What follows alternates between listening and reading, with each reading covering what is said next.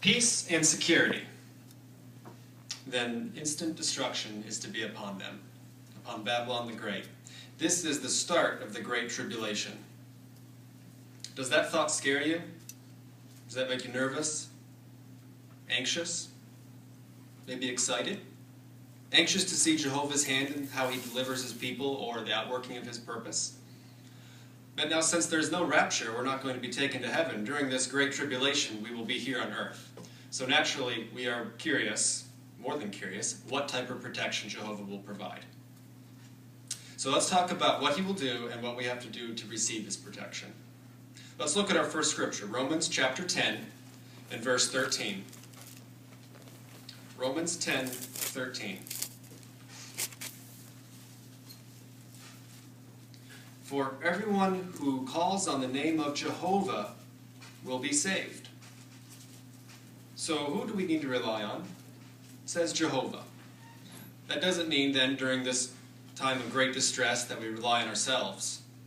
Maybe any skills we have, material possessions or so forth, or a situation in life to try to get ourselves protected or safe. We don't use weapons or anything like that. No, but it says anyone who calls on the name of Jehovah. Now, is his name just some lucky charm, a phrase we can use, and then immediately there's a legion of angels protecting us because we've said Jehovah? No, we call on Jehovah's name in a sense that we have true faith in him. And we don't know just his name, but we know the person behind the name. We know his reputation, we know what he's done for his servants in the past and how he's delivered them. And at that time, we'll have great confidence that he could do the same for his people as a whole again. We can find physical and spiritual refuge in the name of Jehovah. There is a connection, the Watchtower said, there's a connection calling on his name and the resulting salvation by him. Now, what parallel do we have? Do we have an example of that?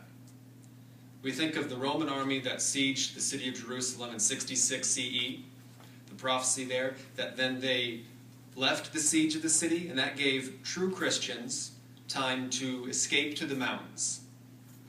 But that was only if they had confidence, true faith, in the prophecy that Jesus uttered. It wasn't enough just to acknowledge his words, or know that maybe that was the right thing to do, but they actually had to flee the city.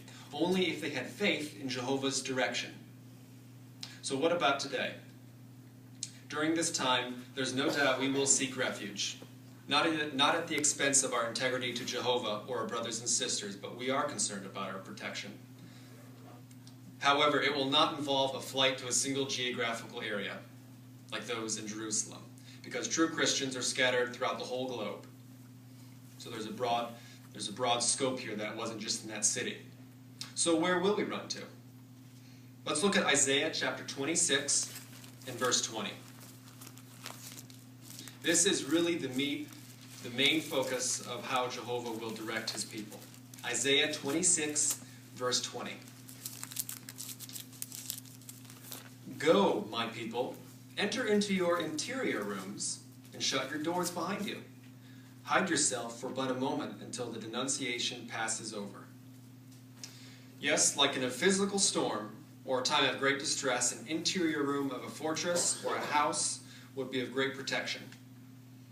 And that can be likened to the Christian congregation, Jehovah's mountain-like organization. They are our interior room, friends. During this great tribulation, we'll have no one on our side except for Jehovah and his physical organization. So however Jehovah directs us, we don't know the specifics, but it will come through his organization. And as a result, through the congregation, maybe our body of elders. So what do we need to do now? Have a good attitude towards them. The direction, even if it doesn't seem to make sense to us, is to develop a wholesome attitude and an attitude that would be cooperative of direction, even if we don't necessarily understand it. Because during this time, if we hesitate, or if we don't have full confidence in what maybe Jehovah's organization is doing, and we're over here and the congregation's over here, Satan can snatch us. Physically, maybe we could lose our life, but more importantly, he might snuff out our spiritual life, and we could break our integrity to Jehovah.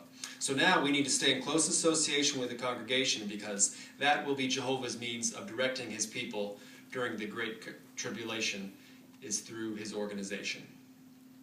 So what will be the result if we do these things? Zephaniah says, probably you will be concealed in that day, indicating that it's a continuous thing, developing the qualities that Jehovah wants, having the faith that he wants, because at this time, it's not a guarantee, but if we do these things, as a whole, Jehovah's people will be protected, and we can have true protection, not something we can provide ourselves, but what Jehovah will provide during that time.